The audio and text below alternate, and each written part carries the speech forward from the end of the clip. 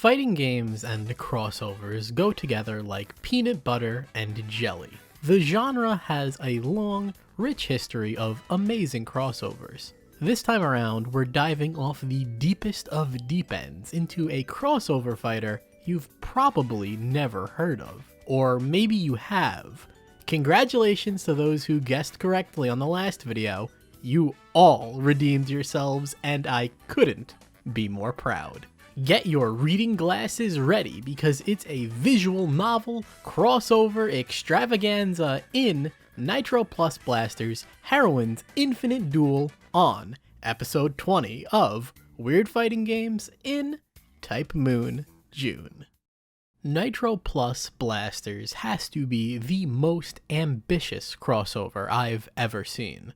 All of the stars are here from your favorite series, including Phantom of Inferno, Kiko Kugai, Gecko no Carnivale, Jingai Makyo, Kib Ano Hara Ethica, and who could forget, Vampire di Zija Vidagonia.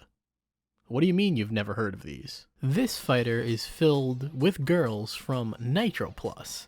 I wouldn't be surprised if you've never heard of them. They're a visual novel developer who specialize in dark and erotic themes. Not exactly what I would call mainstream, but if that's the case, how did they get a fighting game? Nitroplus Blasterz isn't actually the first Nitroplus fighter. That honor goes to 2007's Nitroplus Royale, Heroines Duel.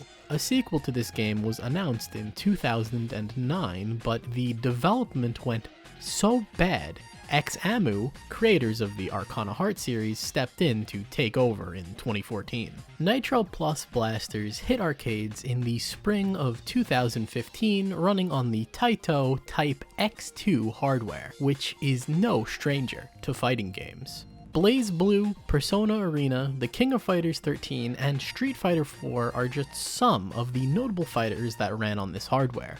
A couple of months later, Blasterz would release on PS3, PS4, and Steam in 2016. Usually I play these fighters alone, but for this episode I had a little help from a friend of the channel and Arcana Heart aficionado, Aka Homura. They were kind enough to show me the ropes for this one, so a big thanks to them. Nitroplus Blasterz is a classic anime fighting game, but its main claim to fame is its unique assist system. Unlike most fighters, Nitroplus's assists aren't available from round start.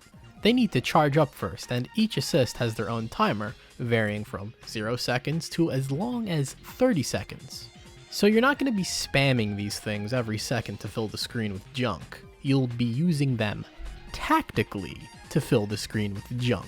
But it's not like the game is going to tell you any of this. There is no tutorial or combo trials, and they don't even tell you what the assists do on the select screen. At the very least, Marvel 2 and 3 had the decency to do that. All of these assists look the same. I guess I'll pick her. I mean, she looks normal. Alright, let's see what she can— Jesus Christ! Assists in Nitroplus work like combo extenders. You can cancel almost any action into an assist call, giving you tons of freedom. The assists range from simple sword slashes to giant laser beams to epilepsy-inducing meter gains. I'm not going to go over all 20, but here are the highlights. Ira summons mattresses from the ground, sandwiching both players between them. Miyuki appears behind the opponent and smashes them with a bat. Angela has her own mini cutscene that summons a barrage of lasers from the sky. Oi gives both players 1 bar of meter, and she's available instantly, so you can use her as an early advantage or as a late round trump card. Akane fires a beam from her gun that gets more powerful when the opponent has low health. Sakura will intercept any attack you throw at her, acting as a shield for the player. Yoichi summons a dark cloud that will disable jumping for a period of time. Sonico's assist isn't an attack at all. Instead, she summons her band that will play for the rest of the round, spawning power-ups that can be used by both players.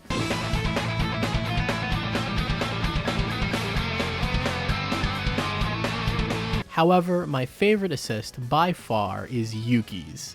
Check it out.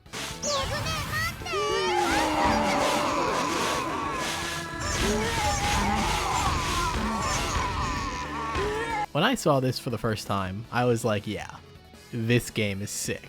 I've played a fair amount of fighters with assists, and Nitroplus's implementation is my new favorite. There are very little restrictions on them, and thanks to their ability to cancel combos, even utility assists have a use, which is not something I can say about most assist-based fighters. If you've played any anime fighting game before, you'll feel right at home with Nitroplus. Double jumps, air dashes, chain combos, bursts, it's all here and more. Nitroplus has 3 regular attack buttons, 2 assist buttons, and 2 unique buttons, E and D.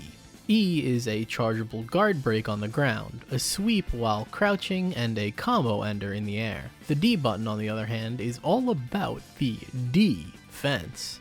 You can roll on the ground or the air, making you invincible to projectiles, just like in KOF or CVS2. Attacks can be roll cancelled to create even more advanced combos. By pressing down and D, you can short hop for a quick overhead attack. Vanishing guards are performed by blocking and pressing D. This special guard negates chip damage, lets you block unblockable attacks, and allows both players to cancel into any attack with the defender getting to act first. However, you can't switch between high and low blocking during Vanishing Guard, so if you guess low but they go high, your head is getting cracked open. Like most anime fighters, your meter doesn't carry over between rounds, encouraging you to spend it. Lethal Blazes are the ultimate attacks of Nitroplus, and man are they fancy. Each has a fully animated cutscene on startup and a special win animation. They're cool, but get old fast. This is why games like BlazBlue or Persona save the big, cinematic attacks for instant kills. The coolest use of meter has to be the variable rush. Basically, everyone has their own personal deadly rave a la Geese Howard. For just 2 bars you rush forward, and by inputting button combos you can perform a flurry of attacks. Depending on the last button in the sequence, you get different enders too. Look at that face! Now that is someone who loves their job. Combos in Nitroplus are very freeform and fluid. With assists thrown in the fray, things get crazy, but if you want to get even crazier, use your burst. Bursts can extend combos, freezing your opponent in place during combos or getting them off your back when getting hit. After you burst, health and meter regen for a short time. You get a free burst every round, so feel free to use it and score some big damage. Believe it or not, throws in Nitroplus can be a death sentence, as they can be cancelled with assists, supers, rolls, and bursts. To balance this out, the tech window is larger than most fighters, but trust me, this is one fighter where you don't want to take the throw. Let's take a detour from the gameplay and talk about the story. The story of Nitroplus Blasterz is standard for a crossover game. The big boss brings all of these characters together. They fight, one of them gets to the big boss, they win, and everyone wakes up not remembering anything. There is a more traditional story mode, which is a murder mystery starring the characters all living in the same city. It's kinda interesting, but just as soon as the mystery is set up, it's resolved 5 minutes later. The whole thing is only like an hour long. The main villain is kinda like Roa, but not as cool. And it doesn't even have Saber in it. You and I may not know who any of these people are, but there's definitely a character here for you. But before I get into that, I have to say that this character select screen looks like it's from a fake game. Apparently, blazing infernos are the perfect background choice for many character select screens. This hurts to look at, so the less we have to, the better. I'm gonna be upfront. The only reason I picked up this game is because Saber is in it. This isn't the first official fighting game to have Saber in it. That honor goes to Fate Unlimited Codes, which I covered previously. Saber is also in the greatest fighting game to grace this earth, Melty Blood, type Lumina. And the first question I had when picking up this game was, how similar are the Sabers? Well, quite different. While the two have similar animations and normals, their applications are wildly different. Take the invisible air super for example. In Nitroplus it's used for damage, while in Lumina it's plus on block, making it a pressure extension tool. When it comes down to it, Lumina and Nitroplus are two very different games with two very different sets of system mechanics. So even if you ported Lumina Saber to Nitro, she'd still play differently thanks to the assists, the burst, etc. I will say that Nitroplus Saber isn't as fast as Lumina Saber, but she definitely hits harder and has huge normals. Saber's super can make her sword visible or invisible. If Saber's sword is invisible, her normals will do chip damage, and when it's visible, it'll do extra damage instead. She has a similar mechanic in Type Lumina when in heat, but gets extra chip and damage at the same time. So who knows, maybe French Bread took inspiration from Nitroplus. The only other thing of note about this incarnation of Saber is this Saber is from Fate Zero. This may seem odd, but Nitroplus, the company, helped create Fate Zero with Type Moon. So in a way, this is their Saber. Hey, I'm not complaining, that suit is slick. And we can't talk about Saber in a fighting game without showing off her trademark, Excalibur.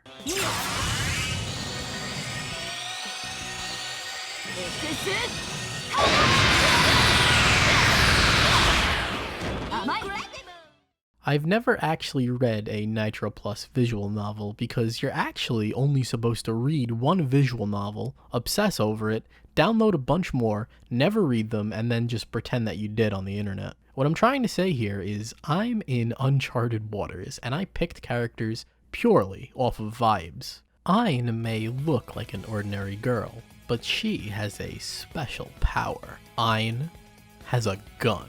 She can play almost anywhere on screen thanks to her projectiles, normals, and command grab. Her lethal blaze is the worst in the game. You have to aim your shot with the accuracy of someone with Parkinson's. It's awful. Still, it's super satisfying unloading into people. Throw a couple of gun assists into the mix and you've got your very own firing squad. Homura is a fighter that likes to get up close and personal and pulverize you with her mallet. And if that wasn't bad enough, she's got a nasty high-low left-right game. Her attacks have a nice amount of hit stops on them, making them very satisfying to land. She does look kinda goofy though, lugging that big mallet around. Rui Lee is what you'd expect out of a standard fighting game martial artist. Close range and in your face, but she has one of the coolest flying kick supers I've ever seen.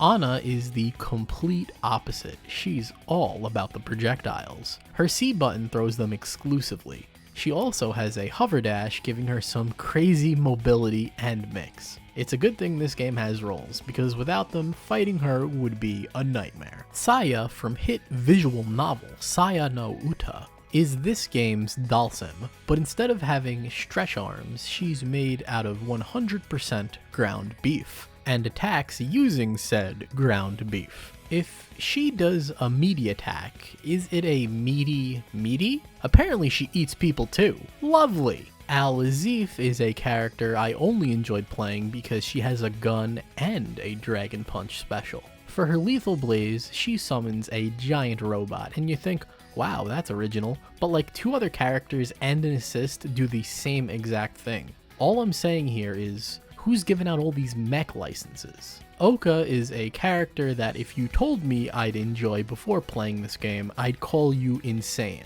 She is a zoning flight character with an arsenal of chain guns, missiles, giant lasers, and flails. I don't like flying characters, but Oka is okay in my book.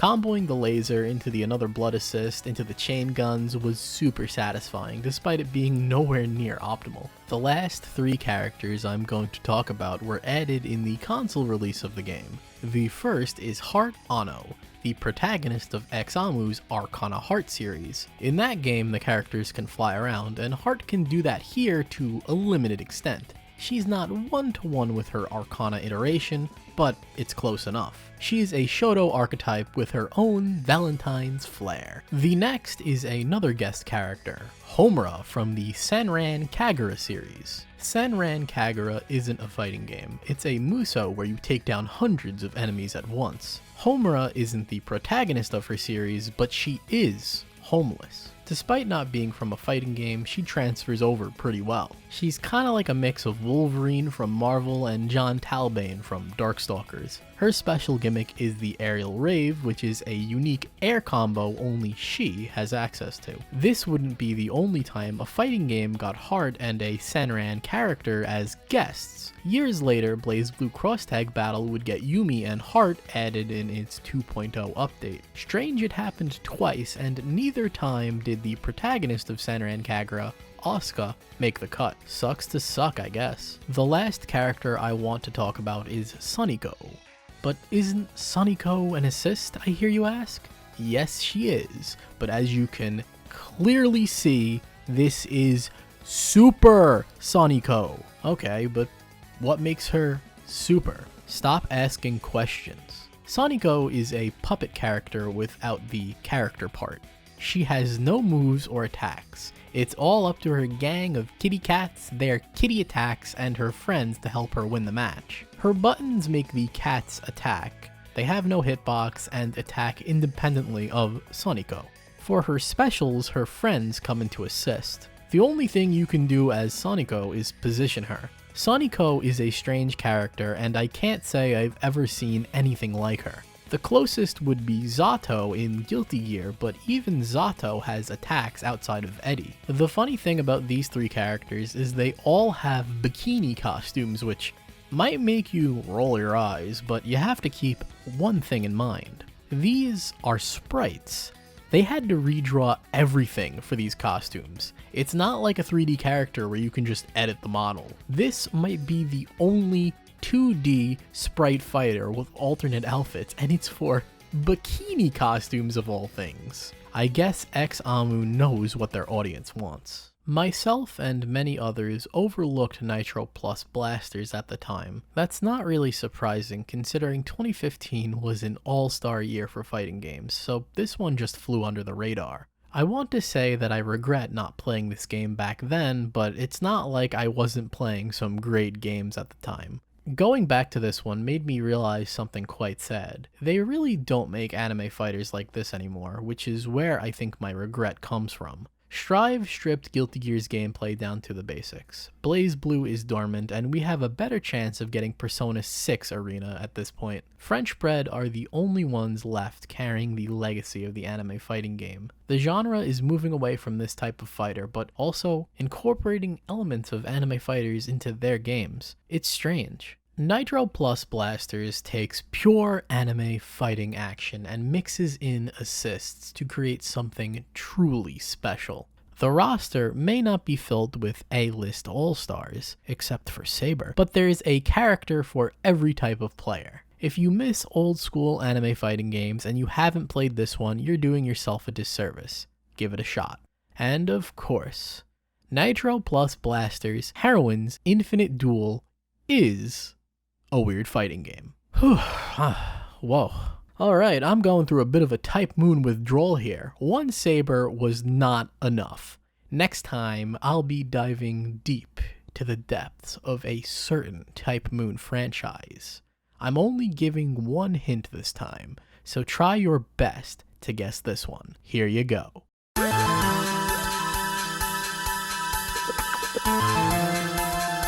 Until next time. Thanks for watching and have a happy Type Moon June.